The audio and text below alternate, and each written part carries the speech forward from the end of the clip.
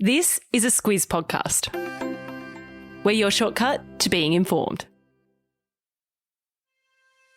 Good morning, I'm Larissa Moore. And I'm Claire Kimball. It's Tuesday the 5th of October. In your Squiz today, a new premier for New South Wales, opening up the Pandora Papers, Penrith Panthers win the grand final, and Squiz Kids for Schools.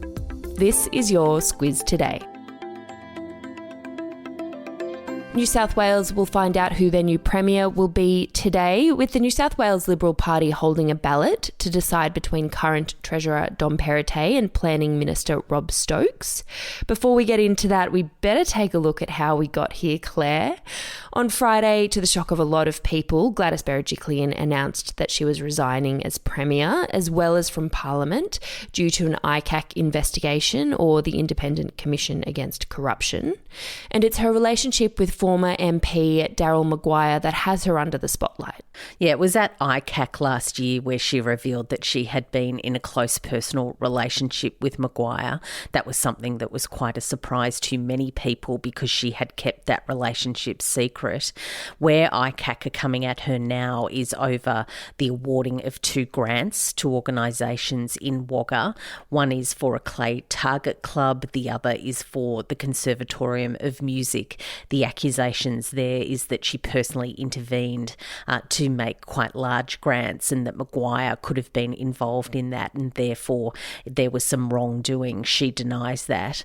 She also says that she didn't know what Maguire was up to on a whole range of other things and therefore she didn't fail to report any wrongdoing. Where she will land in the coming weeks is she's before the Commission to give evidence in public hearings that start on the 18th of October. She has said that she has quit because the state requires certainty during the challenging time for the pandemic, and the Commission can take quite a while to settle these things. That brings us up to today. It's the first contested leadership ballot that the New South Wales Liberal Party has held in nearly 2 decades. Usually these things are worked out in deals beforehand. It is expected, though, that Dom Perrottet will get the votes. It is expected. That's certainly where the numbers seem to be landing. But what Rob Stokes says is that he wants to give party members choice. So they'll have that ballot today. If things land where they're expected to land, we'll see Stuart Ayres, who's the Job Minister, come in as Deputy, and also Matt Keane, who's the Energy Minister, who's been quite prominent, to come in as Treasurer. There were a few other moving parts over the weekend. Deputy Premier and Nationals leader John Barilaro also announced his resignation. Transport Minister Andrew Constance announced that he'll resign from state politics to run for the federal seat of Gilmore. All of which is happening, of course, as the state battles its way through COVID lockdowns. As we say, stand by for more. We'll also have a shortcut out this week on anti-corruption commissions, how they work, plans for the federal government to set one up. Plenty going on, of course, in this space, so stand by for that to be released on Thursday. On to international news, and the Pandora Papers are opening up a whole box of trouble for some of the rich and powerful in the world. The Pandora Papers is the name given to a huge trove of leaked documents that have exposed financial details or secrets of politicians, world leaders, billionaires and criminals. Yeah, there's been a couple of big leaks like this in the past. There were the Panama Papers in 2016 and the Paradise Papers in 2017. And what these Pandora Papers focus on is the setting up of networks of offshore companies. They're set up in tax haven countries like Panama, Switzerland, the Cayman Islands, and it gives individuals and groups the ability to hide their money and their assets and therefore avoid paying tax. And caught up in these Pandora Papers are people like Vladimir Putin, we've got Tony Blair, there's singer Shakira, the former Indian cricket captain Sachin Tendulkar. They're all accusations at this point in time. Of course, a lot of those people deny any wrongdoing, but there are a lot of documents. It's the biggest leak tranche to come forward so far and a lot of accusations to be answered. When we're talking a lot of documents, 6.4 million documents, almost 3 million images, 1 million emails, 500,000 spreadsheets. The consortium of journalists that have gone through the Pandora Papers have just started publishing, so expect plenty more stories from this one. Still in international news, and the US has condemned China for sending nearly 100 military planes into Taiwan's air defense zones over the last 3 days.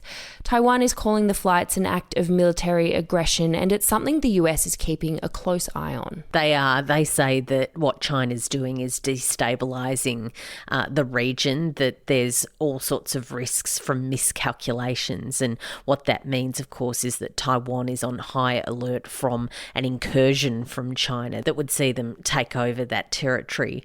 China, of course, sees Taiwan as part of its country.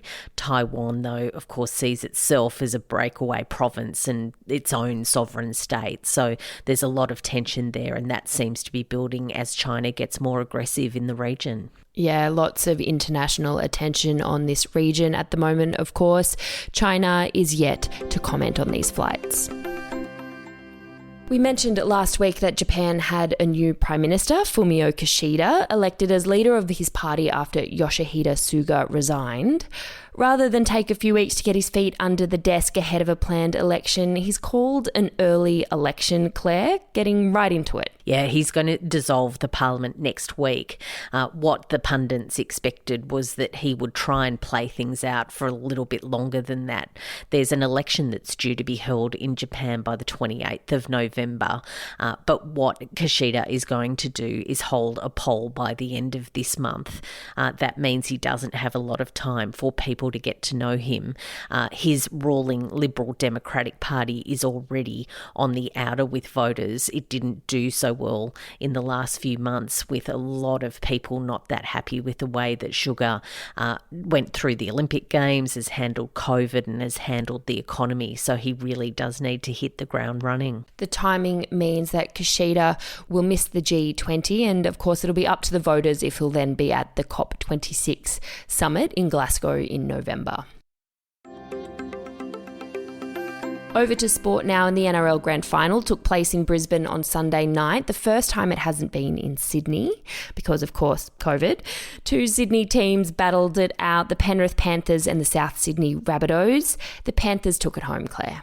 They did, and it was really a thrilling game. Of course, Kate wasn't too happy with the result. She's a big South Sydney Rabbitohs fan, so it was poor bad Kate. Luck for her and many Rabbitohs fans, but certainly looked like people in Penrith were having a really good time yesterday. It was definitely a close match. They won 14-12. Nathan Cleary, who's the son of the Panthers coach Ivan Cleary, took home the Clive Churchill Medal for his best on-ground effort. Finishing up with something a little lighter, Claire, if you read the Winnie the Pooh books when you were a kid, then you might remember Pooh Sticks Bridge, very important for throwing poo sticks off of. It's up for auction if you have deep pockets. You need probably about $465,000 to buy that bridge. And what locals have done in that part of England is to dismantle the original bridge, take it in for conservation, and now it's for sale. They're hoping that someone locally will buy it so that they can keep it in the area, but they fully understand, they say, given it's a really iconic literary object, that it could possibly go to Asia or to the US. An expensive bridge. You also need somewhere to put it. There is that. I guess not many people have space for a bridge. No, not something you can pop into your trophy cabinet. Claire, a special announcement from us today. We're officially launching Squiz Kids for schools. It's something we've been working on for quite a while.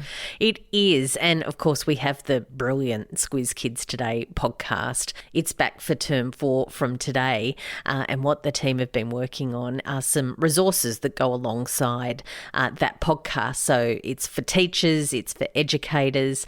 You can get in and start a free trial. We're going to start charging for it from next year. So if you're a teacher or if you know one, get onto it because it's really good fun and it's tested really well, and we're really excited to release it. It gives teachers daily literacy activities that go along with the Squiz Kids Today podcast. They're aligned to the curriculum. They're available the day before so you can plan. The Squiz Kids Today podcast will stay free, of course, but if you're keen to check out Squiz Kids for schools and all the extra goodies that go along with it, definitely jump on this free trial until the end of the year. If you know a teacher, tell them about it. It is seriously, seriously awesome. We're We're very proud of it. I'll pop details into your episode notes. This leads me on to my squiz the day, Claire. It's World Teachers Day, so a big shout out to all the awesome teachers out there. As Bryce, our Squiz Kids podcast host, would say, we salute you. And get out there and have a most excellent day. Over and out. That's all from us. Have a good one. We'll be back tomorrow.